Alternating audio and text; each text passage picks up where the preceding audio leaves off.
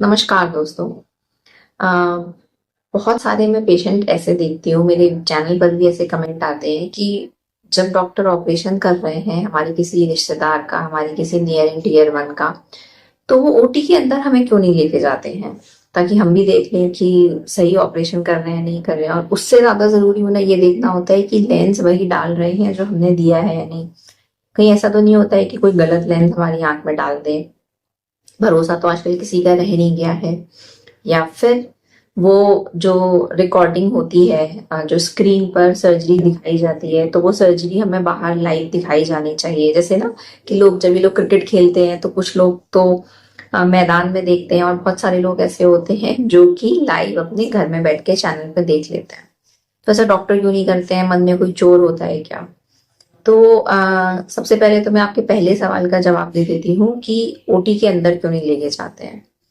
तो जो आंख की सर्जरी की जो ओटी होती है वो इतनी ज्यादा स्टेराइल होती है, इतनी ज्यादा साफ सुथरी उसको होती है, और उसको उस तरीके से रखना हर डॉक्टर की मजबूरी होती है। वरना अगर आंख में अगर इन्फेक्शन हो जाता है तो उस आंख की रोशनी हमेशा के लिए खत्म हो जाती है।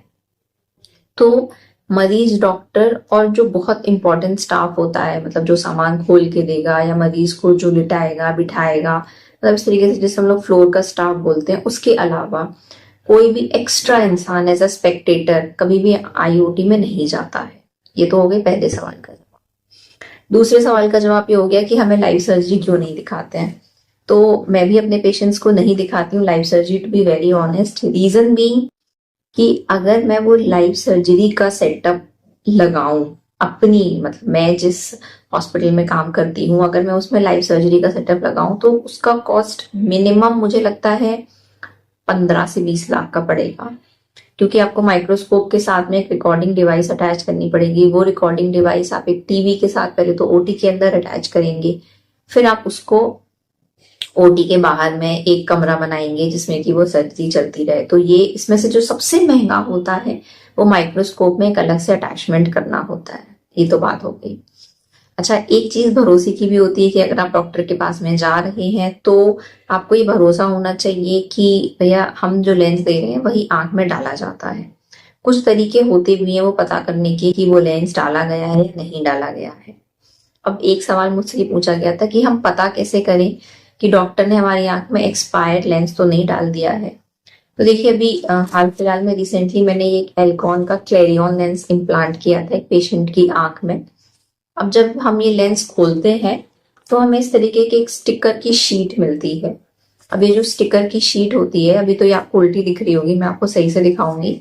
इसमें उस लेंस से रिलेटेड सारी बातें लिखी होती हैं कि लेंस का पावर कितना इम्प्लांट किया गया है आंख में, कौन सा लेंस है, और उसकी एक्सपायरी डेट है, उसका नाम क्या है।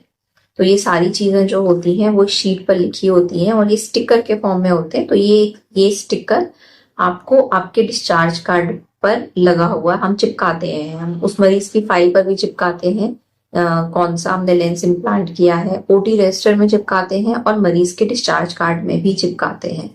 तो स्टिकर को देखकर आप सारी जितनी भी लेंस की जो पूरा बायोडेटा है पता कर सकते हैं। अब कुछ लोग बोलेंगे कि गलत स्टिकर चिपका दिया। हाँ, बिल्कुल कर सकते हैं, कि इस बात की भी संभावना है। लेकिन मैं आपको बता दूं, इतना फ्रॉड फ्रैंकली स्पीकिंग कोई डॉक्टर नहीं करता है।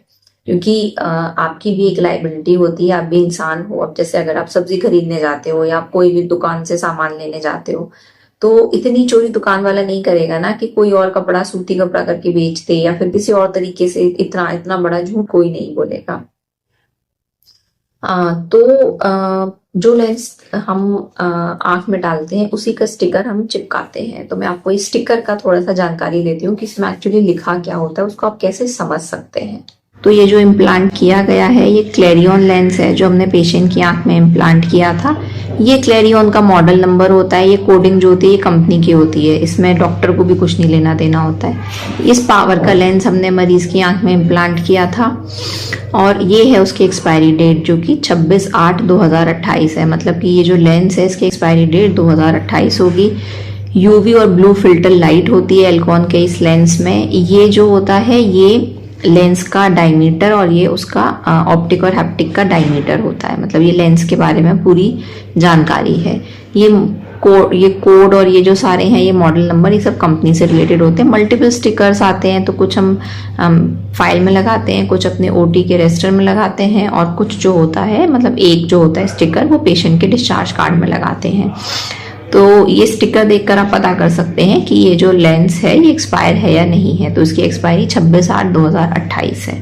अब कुछ लोग ये कह सकते हैं कि आपने बोल दिया कि 26/8/2028 उस लेंस की एक्सपायरी है, तो आपने अभी 2025 या 26 में डाला होगा, तो अभी बताइए कि क्या ये लेंस 2 साल में एक्सपायर कर जाएगा? तो एक्सपायरी डेट उस लेंस के मटेरियल की नहीं होती है। आपको ये बात समझनी पड़ेगी कि जो एक्सपायरी डेट होती है वो बेसिकली उस लेंस की स्टेरिलिटी की होती है। मतलब कि अगर आप 26/8/2028 से पहले ये लेंस डाल देंगे तो ये लेंस आँख के अंदर स्टेराइल रहेगा, लेकिन अगर आपने इसके बाद ये लेंस आँख में डाला है तो इसकी स्टेरिलिटी की गारंटी कंपनी नहीं लेती है। इसमें कोई इन्फेक्शन हो सकता है, जिस मीडियम में ये लेंस रखा गया हो सकता है वो मीडियम ही डिग्रेड कर जाता है। लेंस का जो मटेरियल होता है, जिस मटेरियल का लेंस बना होता है, उसकी तो जो लाइफ होती है वो आपकी लाइफ से बहुत ज़्यादा है, 2 3 होती है, 200-300 साल चलता है।